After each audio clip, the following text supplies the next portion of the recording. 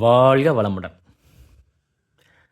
இன்னைக்கு நிறைய பேத்தோட பெரிய பிரச்சனையா இருக்கிறது பார்த்தீங்கன்னா, நமக்கு இருக்க பிரச்சனைய யார்ட்ட சொல்றதுன்றது தான்.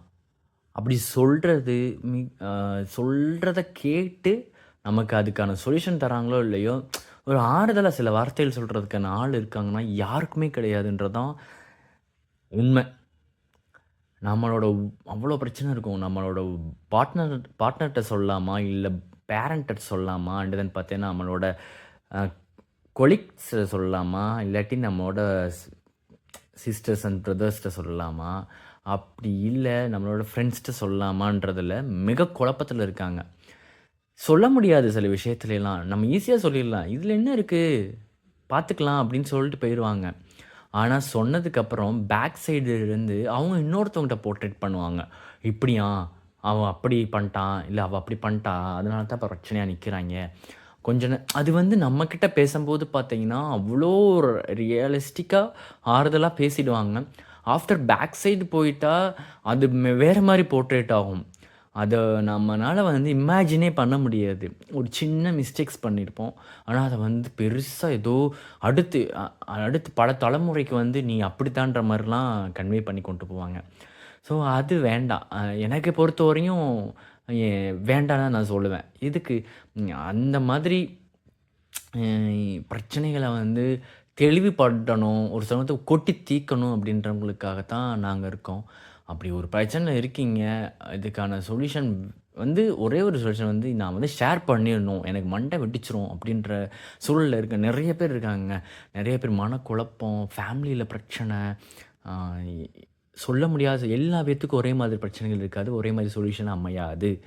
என்ட்ட இருக்க பேசின எல்லா பேரும் பார்த்தீங்க, பேசி முடிச்சதுக்கப்புறம் பேசறதுக்கு முன்னாடி பேசுவாங்க பார்த்தீங்களா? அப்ப இருக்க ஒரு ஒரு ஒரு ஃபீலும், பேசி முடிச்சுட்டு அவங்கள ஒரு ஆறுதலா இருக்கும்போது, அவங்க சொல்ற வேர்ட்ஸுமே நெறைய பாசிட்டிவ் ஆயிடும்.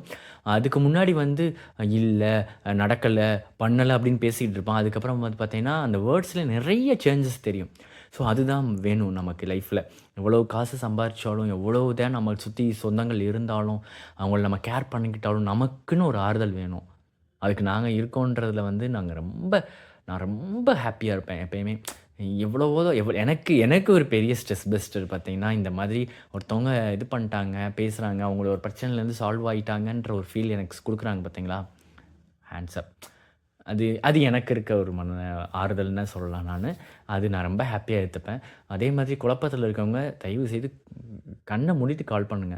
நாங்க உங்களுக்கு இருக்கோம். பிகாஸ் நான் கால் முடிஞ்சதுக்கப்புறம் நீங்க யாரோ, நான் யாரோ தான். ஓகேங்களா? உங்களோட பெர்சனல் டீட்டெயில்ஸ்லாம் நமக்கு தெரியாது. அதான் உண்ம. அப்படி இருக்கும்போது பார்த்தீங்கன்னா, உங்களுக்கு ரிலாக்ஸா இருக்கும்.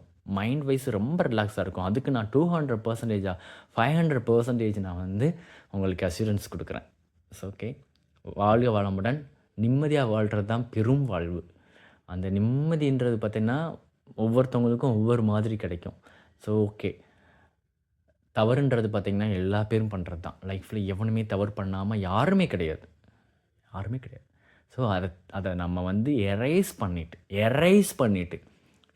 விட்டுட்டு போணும் அப்படின்னு எரேஸ் பண்ணிட்டு, அதிலிருந்து திருப்பி அந்த தவற பண்ணாம இருக்கிறதுக்கான வழிய தேடி போனோம்னாலே நம்ம நல்லாருப்போம். அந்த எரேஸ் பண்ண விடமாட்றாங்க, நம்மள சுத்தி இருக்கவங்கன்றது தான் பெரிய இஷ்யூ. ஸோ பார்ப்போம். கான்டாக்ட் பண்ணுங்க. சந்தோஷமா இருக்கலாம் வாழ்க்கையில. வாழ்க வளமுடன்.